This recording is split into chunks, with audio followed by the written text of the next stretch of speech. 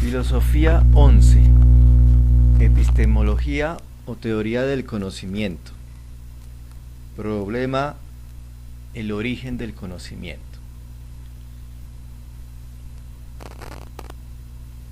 Hemos determinado como proceso para el estudio de esta teoría del conocimiento el tener siempre los siguientes elementos. Tener presente la fenomenología, o sea, la descripción que se ha dado sobre el proceso del conocimiento desde una razón ingenua, sencilla, sin complicaciones. Luego pasar a la pregunta que empieza a hacerse la teoría del conocimiento para plantear el problema correspondiente. Y luego acercarnos a la parte central del texto, donde trata el conocimiento, teniendo en cuenta primero la descripción que hace de cada una de las respuestas, luego las subdivisiones o clasificaciones de estas respuestas y finalmente la historia. Hoy, como veremos, encontramos dos novedades en la presentación en el texto. Resumiendo la fenomenología, podemos decir entonces que se describe el conocimiento como una salida de la conciencia cognoscente del sujeto hacia el objeto para capturar de alguna manera las características del objeto y traerlas nuevamente al sujeto, a la conciencia cognoscente. Estas características son diferentes al objeto y constituyen la imagen. Entonces ya tenemos los tres elementos: sujeto, objeto e imagen. También la fenomenología nos dice que cada uno de ellos corresponde a diferentes aspectos de la filosofía, por lo menos la filosofía de hace un siglo, de cuando está escrito el libro. Por parte de la conciencia cognoscente, entonces sería estudiado por la psicología dentro de la filosofía. Por el objeto sería estudiado por la ontología o metafísica, y por parte de la imagen sería estudiado por la lógica. Es importante tener en cuenta estas tres esferas, estos tres campos de estudio de estas especializaciones de la filosofía, porque continuamente aparecen en la lectura del libro. Pasemos entonces ahora a la formulación del problema. Dice así el autor: tropezamos con otro problema cuando consideramos de cerca la estructura del sujeto cognoscente. Es decir, vamos a ir a la parte psicológica y vamos a ver si solo nos quedamos en la parte psicológica.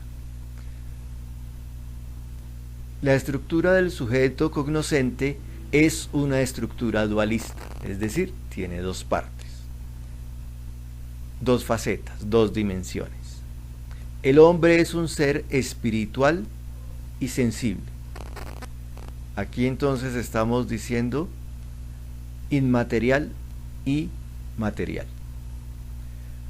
Consiguientemente, porque el hombre es esta estructura dualista, distinguimos un conocimiento espiritual y un conocimiento sensible. Entonces hay dos distinciones, una distinción de dos tipos de conocimiento. La fuente del conocimiento espiritual es la razón. La fuente del conocimiento sensible es la experiencia. Se pregunta entonces de qué fuente saca principalmente sus contenidos la conciencia cognoscente. Y esto es debido a la estructura del sujeto que conoce. Sujeto y conciencia hay que distinguirlos de alguna manera. Y se pregunta, ¿es la razón o la experiencia la fuente y base del conocimiento humano? Esta es la cuestión del origen del conocimiento. Entonces queda planteado de esta manera el problema del origen del conocimiento. Vamos pues entonces a la parte del libro donde trata este problema, el origen del conocimiento. Les decía que tenemos dos novedades. Antes de dar las respuestas a este problema, presenta una situación particular sobre el desarrollo del conocimiento. Pasemos entonces al problema del origen del conocimiento. Aquí tenemos una de las novedades anunciadas, y es que hace un nuevo planteamiento para presentar el problema, un planteamiento más descriptivo desde lo que podemos nosotros vivenciar, que el primero, que resultaba un poco más descriptivo desde lo que podríamos conocer. Doy una lectura rápida con unos breves comentarios, porque ya nos hemos familiarizado con lo que ha dicho el autor y la forma como escribe particularmente. Si formulamos el juicio, el sol calienta la piedra, lo hacemos fundándonos en determinadas percepciones, es decir, sentidos. Vemos cómo el sol ilumina la piedra y comprobamos tocándola que se calienta paulatinamente. Para formular este juicio, el sol calienta la piedra, nos apoyamos pues en los datos de nuestros sentidos, vista y tacto, o sea, en la experiencia. Sin embargo, nuestro juicio presenta un elemento que no está contenido en la experiencia. A ver si ya lo hemos captado. Nuestro juicio no dice meramente que el sol ilumina la piedra y que ésta se calienta. Revisemos la frase para ver qué es lo que dice el juicio. El sol calienta la piedra. No dice que el sol ilumina la piedra y que ésta se calienta, sino que afirma que entre estos dos procesos existe una conexión íntima, una conexión causal, no casual, causal, es decir, hay una causa que produce un efecto. La experiencia nos revela que un proceso sigue al otro, solo sigue, uno primero y luego el otro. Nosotros agregamos la idea de que el proceso resulta del otro, de que un proceso resulta del otro, es decir, que es causado por el otro. El primero causa y el segundo es causado. El juicio, el sol calienta la piedra, presenta según estos dos elementos, de los cuales el uno procede de la experiencia, el otro del pensamiento. De la experiencia, el sol ilumina la piedra se calienta. Del pensamiento es que el calentamiento de la piedra resulta de que el sol ilumina la piedra. Ahora bien, cabe preguntar, ¿cuál de estos dos factores es el decisivo? La conciencia cognoscente se apoya preferentemente, uno de los criterios, o incluso exclusivamente, otro de los criterios, en la experiencia o en el pensamiento. ¿De cuál de las dos fuentes de conocimiento saca sus contenidos? ¿Dónde reside el origen del conocimiento?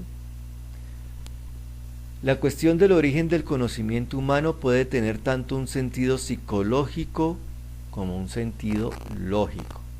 Acuérdense de la fenomenología. Y recordemos que en la época en que se escribe este libro, la psicología todavía no es ciencia independiente, sino parte de la filosofía. En el sentido psicológico, dice, ¿cómo tiene lugar psicológicamente el conocimiento en el sujeto pensante? Es decir, ¿qué procesos se siguen? En el segundo caso, ¿en qué se funda la validez del conocimiento? Es decir, en el sentido lógico. ¿Cuáles son sus bases lógicas? Ambas cuestiones no han sido separadas las más de las veces en la historia de la filosofía. Existe en efecto una íntima conexión entre ellas. La solución de la cuestión de la validez supone una concepción psicológica determinada. Si decimos que psicológicamente el pensamiento humano es el que da origen al conocimiento, pues tendremos un tipo de validez diferente, así decimos que el pensamiento se origina en la experiencia. Quien, por ejemplo, vea en el pensamiento humano, en la razón, la base única del conocimiento, estará convencido de la especificidad y autonomía psicológicas de los procesos del pensamiento. A la inversa, aquel que funde todo conocimiento en la experiencia, negará la autonomía del pensamiento, incluso en el sentido psicológico. Aquí hay un párrafo que nos está resumiendo buena parte de lo que vamos a estar leyendo. Hasta ahí la nueva presentación del problema. Iniciemos con las respuestas que se han dado desde la filosofía. Recordemos la pregunta: ¿cuál es la fuente u origen del conocimiento? ¿La razón o la experiencia?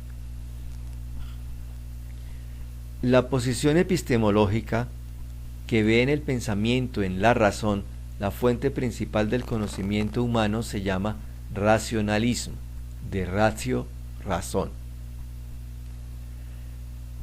Según el racionalismo, un conocimiento solo merece en realidad este nombre cuando es lógicamente necesario y universalmente válido. Acuérdense que esos son los objetivos de la filosofía y en cierta manera de la ciencia. Por lo menos la universalidad del conocimiento, de la validez del conocimiento, sí es de la ciencia. Cuando nuestra razón juzga que una cosa tiene que ser así y que no puede ser de otro modo, que tiene que ser así por tanto siempre y en todas partes, entonces y solo entonces nos encontramos ante un verdadero conocimiento, en opinión del racionalismo. Entonces nos están dando 3-4 características. Un conocimiento semejante se nos presenta, por ejemplo, cuando formulamos el juicio: el todo es mayor que la parte. O el juicio: todos los cuerpos son extensos. En ambos casos vemos con evidencia que tiene que ser así y que la razón se contradiría a sí misma si sostuviera lo contrario. Por ejemplo, decir que la parte es mayor que el todo, o que el todo es menor que la parte, o que los cuerpos no tienen extensión. Y porque tiene que ser así, es también siempre y en todas partes así. Estos juicios poseen pues una necesidad lógica, es obvio, y una validez universal rigurosa. Y aquí nos van a presentar otro tipo de juicios. Cosa muy distinta sucede en cambio con el juicio: todos los cuerpos son pesados, o el juicio: el agua hierve a 100 grados.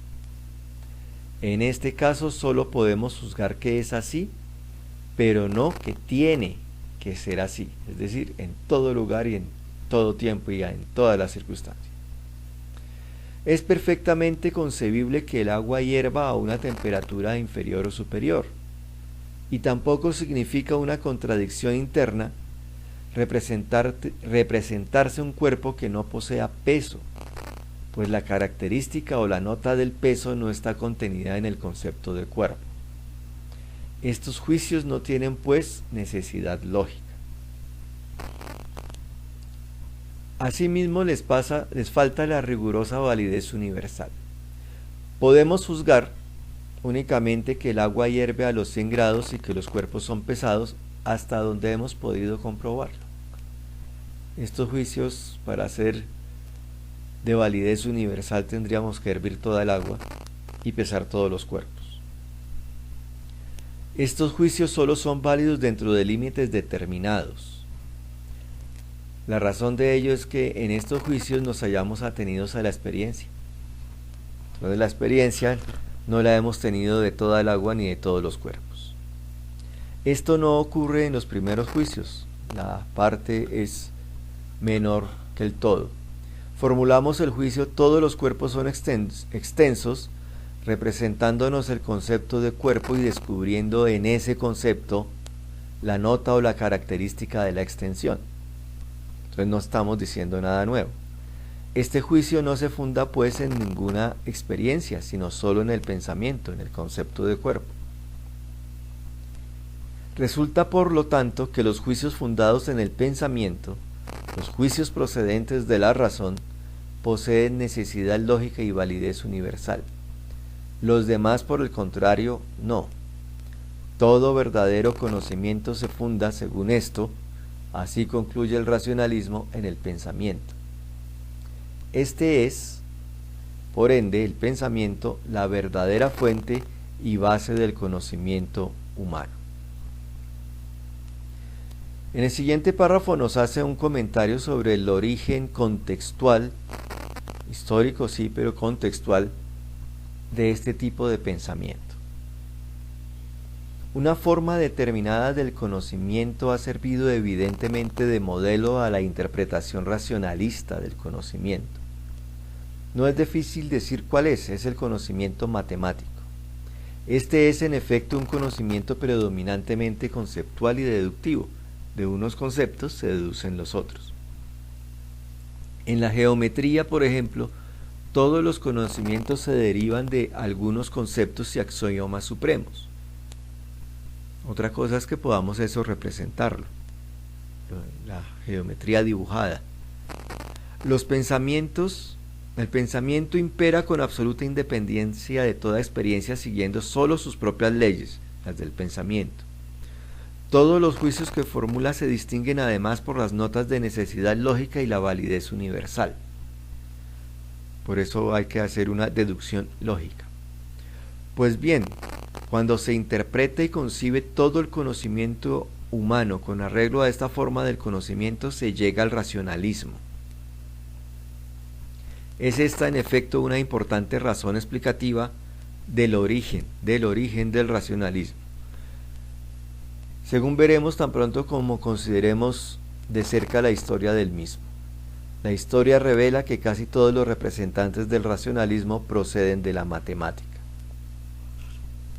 Y tenemos un primer párrafo de antigüedad. Tenemos otro segundo párrafo también de la antigüedad, pero en un encuentro que dará origen más tarde a la teología, Plotino y San Agustín. Y por eso termina hablándose del racionalismo teológico. Luego pasamos a la Edad Moderna. Otro párrafo sobre la Edad Moderna con el gran Descartes. Y la última forma de racionalismo en el siglo XIX, que va a estar presente en las discusiones del siglo XX e incluso en la discusión sobre la filosofía de las ciencias. Segunda respuesta: el empirismo. De empeiría, experiencia. Opone a la tesis del racionalismo, según la cual el pensamiento, la razón, es la verdadera fuente del conocimiento, la única.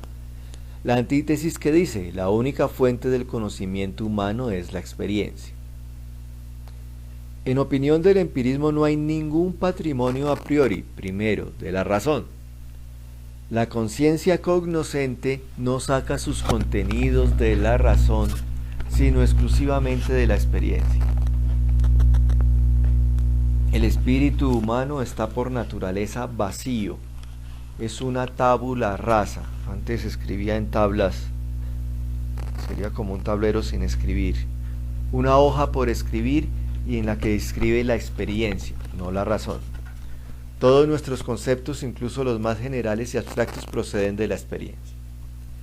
Y aquí empieza a hacer la contradicción entre empirismo y racionalismo. Mientras el racionalismo se deja llevar por una idea determinada por un ideal de conocimiento, el empirismo parte de los hechos concretos. Para justificar su posición, acude a la evolución del pensamiento y del conocimiento humanos, no como especie, sino en un individuo. Esta evolución prueba, en opinión del empirismo, la alta importancia de la experiencia en la producción del conocimiento. El niño, como decía antes, empieza por tener percepciones concretas.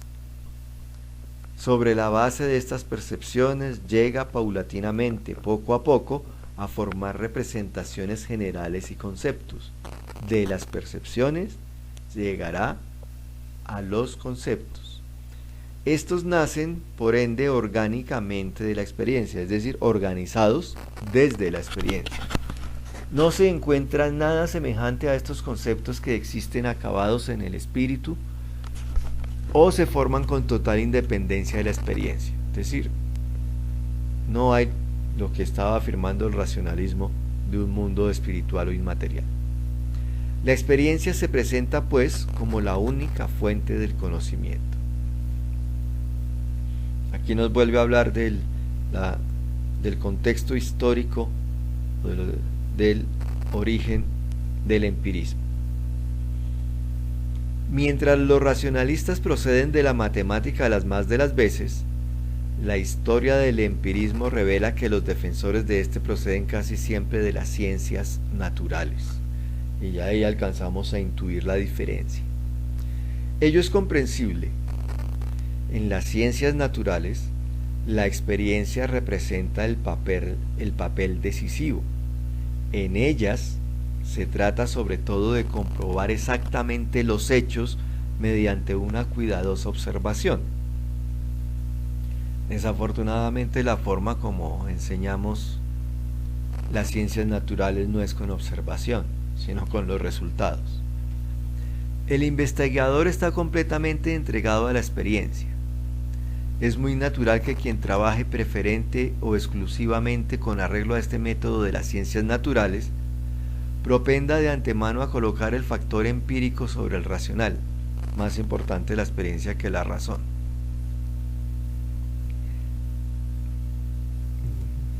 Yo lo expresaría más fuerte, el factor empírico en lugar del racional. Mientras el filósofo de orientación matemática llega fácilmente a considerar el pensamiento como la única fuente del conocimiento, el filósofo procedente de las ciencias naturales propenderá a considerar la experiencia como la fuente y base de todo el conocimiento humano. Luego nos van a hablar de las diferentes clases de experiencias y cómo se llega de esta manera al sensualismo. Empieza la historia y, aunque empieza con la antigüedad en el cuarto renglón, ya nos están hablando de la Edad Moderna, porque es en la Edad Moderna donde realmente se trabaja este tipo de pensamiento. Un párrafo entonces dedicado al fundador John Locke, otro a David Hume, que desarrolló este tipo de pensamiento, un contemporáneo de Hume, un francés, Condillac, que es el que da origen al sensualismo que ya nos habían mencionado. Luego, en el siglo XIX, con John Stuart Mill, reduce el conocimiento matemático a la experiencia como única base del conocimiento. Y allí hay bastante para discutir en la filosofía del siglo XX. Así como los racionalistas propenden a un dogmatismo metafísico, es decir, se da por supuesto que existe el mundo metafísico, inmaterial, ideal, espiritual, los empiristas propenden a un escepticismo metafísico, es decir, hasta que no se compruebe no podemos aceptarlo. Esto tiene una conexión inmediata con la esencia del empirismo, pues si todos los contenidos del conocimiento proceden de la experiencia, el conocimiento humano parece encerrado de antemano dentro de los límites del mundo empírico, es decir, el mundo de la experiencia, el mundo material. La superación de la experiencia, el conocimiento ahí está lo de superación, sensible, está la experiencia, es una cosa imposible. El tal conocimiento suprasensible no existe. Se comprende pues la actitud escéptica de los empiristas frente a todas las especulaciones metafísicas. Y en el último párrafo está la valoración que hace el autor sobre la importancia del empirismo. La significación del empirismo para la historia del problema del conocimiento consiste en haber señalado con energía la importancia de la experiencia frente al desdén del racionalismo por este factor del conocimiento. El racionalismo pretendió únicamente basarse en la razón sin tener en cuenta la experiencia. Podemos decir que el racionalismo está entre el conocimiento teológico de la Edad Media, luego vendría el racionalismo, quitando el fundamento en la divinidad y pasándolo a la razón del hombre, y terminaríamos luego en el empirismo. Pero el empirismo reemplaza un extremo por otro, haciendo de la experiencia la única fuente del conocimiento. Ahora bien, esto no puede hacerse como conceden indirectamente los mismos cabezas del empirismo, Locke y Hume, al reconocer un saber independiente de toda experiencia, junto al saber fundado en esta. Con ello queda abandonado el principio del empirismo, es decir, desde los mismos fundadores se ha desarrollado un empirismo que no tiene base, fundamento en el principio que propone.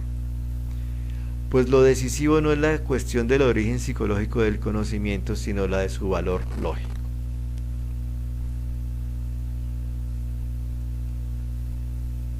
Tercera respuesta del intelectualismo. Donde hay dos antagonistas, siempre aparecerán mediadores. Uno de los intentos de mediación entre el racionalismo y el empirismo es la dirección epistemológica que puede denominarse intelectualismo. Ya adelante nos dan la definición, como dice su nombre, intelligere, de intus legere, leer en el interior.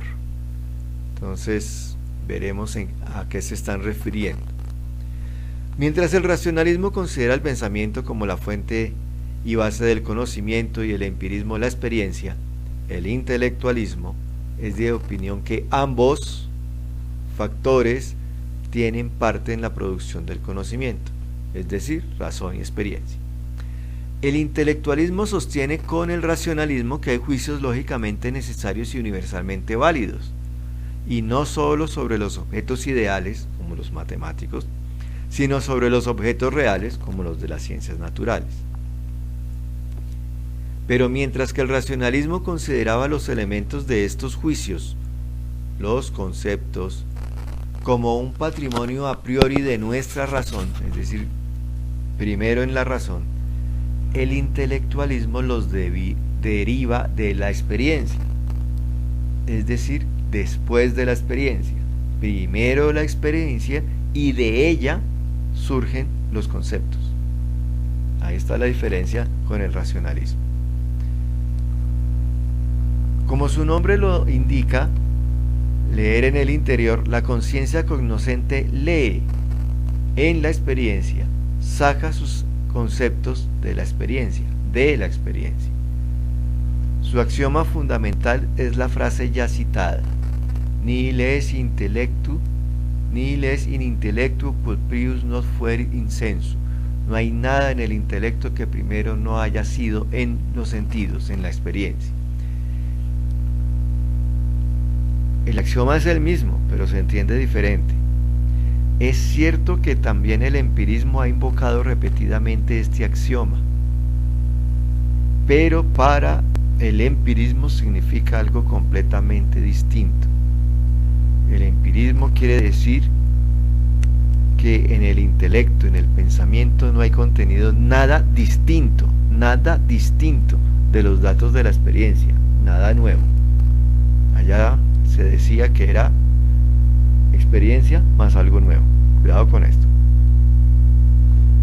El intelectualismo afirma justamente lo contrario. Además de las representaciones intuitivas sensibles hay, según él, los conceptos. Estos, en cuanto a contenidos de conciencia no intuitivos, es decir, que no han pasado por la sensación, en este caso se refieren a eso, son esencialmente distintos de aquellas, pero están en una relación genética con ellas. Aquí genética significa que tienen su origen en ellas, en las sensaciones, supuesto que se obtienen de los contenidos de la experiencia. De este modo, la experiencia y el pensamiento forman juntamente la base del conocimiento.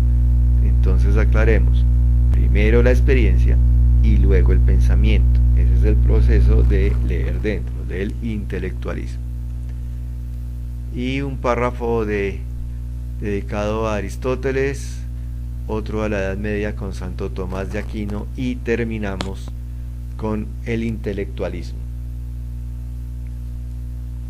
Una posición que pareciera cerrada en la Edad Media. Cuarta respuesta: el apriorismo. Un segundo intento de mediación entre el racionalismo y el empirismo es el apriorismo. También considera experiencia y pensamiento como fuentes del conocimiento. Y aquí empieza la comparación. Pero el apriorismo define la relación entre la experiencia y el pensamiento en un sentido directamente opuesto al intelectualismo.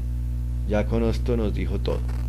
Si el intelectualismo es primero la experiencia y de allí sale el pensamiento, el concepto, aquí nos van a decir primero el pensamiento y luego la razón. Ahora busquemos entonces los detalles de esta afirmación. Como ya dice el nombre de apriorismo, a priori primero, nuestro conocimiento presenta en sentir de esta dirección elementos a priori independientes de la experiencia. Independiente sería otra forma de leer este a priori. Sin embargo, es sobre todo primero, anterior. Esta era también la opinión del racionalismo, pero mientras el racionalismo considera los factores a priori como contenidos, como conceptos perfectos, para el apriorismo estos factores son de naturaleza formal, algo así como el molde. No son contenidos sino formas del conocimiento. A eso se refiere la palabra formal, formas. Estas formas reciben su contenido de la experiencia. El molde se llena con el contenido de la experiencia. Y en esto el apriorismo se separa del racionalismo y se acerca al empirismo. Se separa porque le da cabida a la experiencia. Los factores a priori semejan en cierto sentido recipientes vacíos, los moldes a los que me refería, que la experiencia llena con contenidos concretos. El principio del apriorismo dice: los conceptos sin las intuiciones, es decir, sin lo que se capta por los sentidos, son vacíos, y las sensaciones de los sentidos sin los conceptos son ciegas, es decir, no dan ningún conocimiento. Este principio parece coincidir a primera vista con el axioma fundamental del intelectualismo aristotélico escolástico. fue el que acabábamos de ver y que dijimos que hasta allí parecía llegar. Y en efecto, ambos concuerdan en admitir un factor racional y un factor empírico en el conocimiento humano. Entonces, ¿en qué consiste la diferencia? Pero por otra parte, definen la relación mutua de ambos factores en un sentido totalmente distinto. Ahí está la diferencia. El intelectualismo deriva el factor racional del empírico, es decir, primero lo empírico, la experiencia, y luego lo racional, el pensamiento. Todos los conceptos proceden según el de la experiencia. El apriorismo rechaza del modo más resuelto semejante derivación. El factor a priori no procede según el de la experiencia, sino del pensamiento, de la razón. Es la razón la que imprime en cierto modo las formas a priori de la materia empírica y constituye de esta suerte los objetos del conocimiento. Entonces, primero la razón y luego la experiencia. En el apriorismo, el pensamiento no se conduce receptiva y pasivamente frente a la experiencia, como en el intelectualismo, sino espontánea y activamente. Es decir, es la razón la que es protagonista del proceso del conocimiento y es protagonista también frente a la experiencia.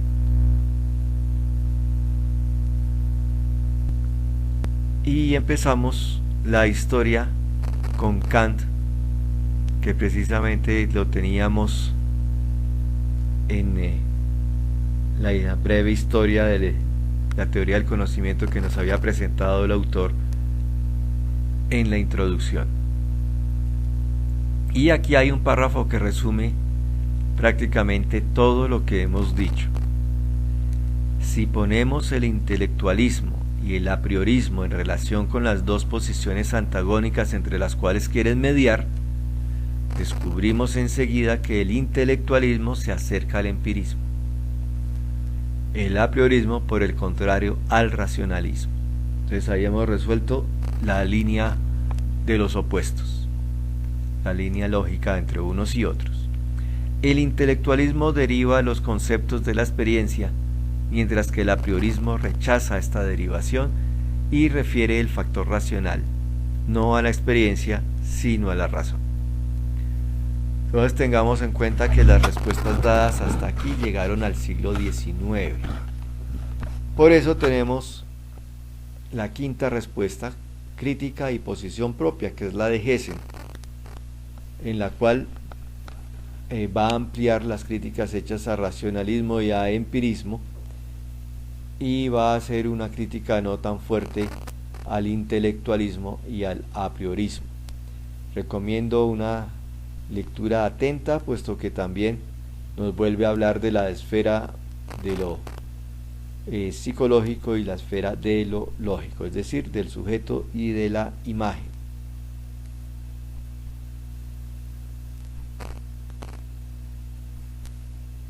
De esta manera, entonces, con una lectura atenta a este proceso, podemos llegar a la situación actual en las respuestas al problema del origen del conocimiento.